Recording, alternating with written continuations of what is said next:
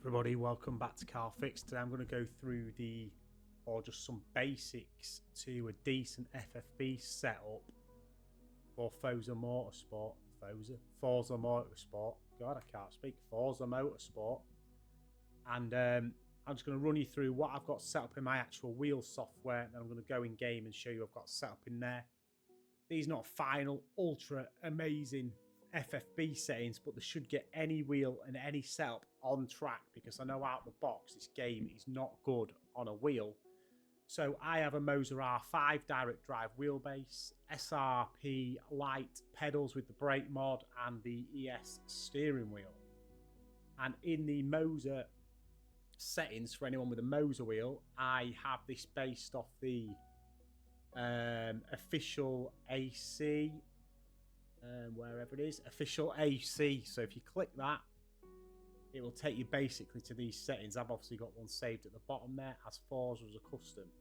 Steering angle 900, road sensitivity is on full, as this game suffers a bit with curbs and road vibration, that type of thing, so it's on full and we can tweak it in game when we get there. 100% FFB on here, 50% wheel speed, 0 wheel spring, 15% wheel damper, advanced settings 100% torque, ES wheel default setting of 1550, but obviously you'll need to change this depending on what actual steering wheel you're using. I've got natural inertia on 115, wheel friction on 10, speed dependent dampening on 5, and 110k when the speed dampening starts. FFB equalizer I have left at default. Obviously you can raise these if you want more curb and road effect and ABS effect. Currently I have them on default. Base curve is the standard curve with a little downward spiral right at the bottom, which apparently, according to the Mosa discords, and whether it's been firmwared out or patched out of the software or firmware yet, that can stop oscillation on Mosa wheels if you just put that down a tiny bit on the force feedback curve. And miscellaneous is default at 5% spring stiffness or soft limit stiffness. So we'll go in game because this is probably what's more relevant to most people. If you go to settings, if you're new to this and you're looking to straight away change, you skip over all the gamepad and controller and advanced controller and keyboard. You've got to go all the way to input. One thing I'll say before we start is every time I seem to load this game up, you've got to come in your settings and load whatever settings you want. So I've got a custom setting because there's no default setting for an R5. There's loads of Fanatec ones, Logitech ones. I think there's a couple for the R9 and maybe R12. But otherwise, you're going to have to make a custom setup for the game, which you have to come in here and load every single time that you open the game, which is really annoying, and I can't wait for them to patch that.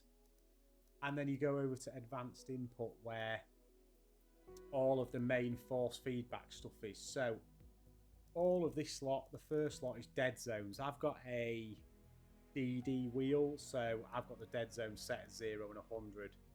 If you're on a belt driven wheel or something, you might need a little bit of dead zone. I personally don't. This setting here was very important for me, which I will get onto later. I would have never inverted force feedback ordinarily, but I was having huge problems getting this to even work properly with my wheel until I went on the Mosa forum, Mosa Discord, and they told me to invert the force feedback, and it solved loads of issues, but I will go into that a little bit further down. All this is basically dead zone stuff until we get to vibration scale, which is the main first force feedback thing we need to look at. I've got it on 40. I think default is 50. I mean, obviously it really depends this how strong you like the vibration to come through the wheel. It's a bit of a personal preference one really, but I've got it at 40, which ties into my force feedback scale, which is obviously the strength of the force feedback. I am not someone who likes super heavy wheels and super heavy force feedback, so I've got this set on 92 at the minute. I like the wheel to be fairly light on the straights and turning, and then feel the force feedback when you're in the middle of the corner. I know a lot of people run this much higher, and even on, I sometimes don't understand how people can run R12s and stuff, and even on games like ACC and that, they're running way higher force feedback than me. Maybe I've just got weak arms. Probably the case. Self-steering alignment, this is the one where I'm going to go into the inverted force feedback issue. I was having huge problems with this because I'd watched some other YouTubers and their settings, and they all had it at 100 and weren't complaining. And I was like, I can't put this over 20. Because what was happening, if I had this over 20, if I turned the wheel more than 5 or 10%, it would be grabbing and really pulling over. And the same, both, it was all, I thought I had the auto drive on in the game settings. Because when I turn into a corner, it'd really pull the wheel in. And then when I come out the corner, it'll almost self-align itself super hard. So it felt like I was on rails, weirdly, which you might think is a bad thing or a good thing. But down the straights, it was undrivable because you couldn't make a slight adjustment. You'd turn the wheel a tiny bit just to go round someone or change line, and the wheel would be grabbing and pulling left and right, and you'd start oscillating in the back end of the car, and you'd be spinning out on straights all the time. And I could not fix it. And the only thing that fixed it after going on the Mosa Discord was inverting the force feedback. So if you're having any issues like that with real oscillation problems or grabbing of the wheel while turning, try inverting your force feedback. Mechanical trail and pneumatic trail, these are the ones that seem to really make a difference. The mechanical trails, it says there, is the length of the stacked lever arm from the front suspension. This tends to give smoother force with less fidelity.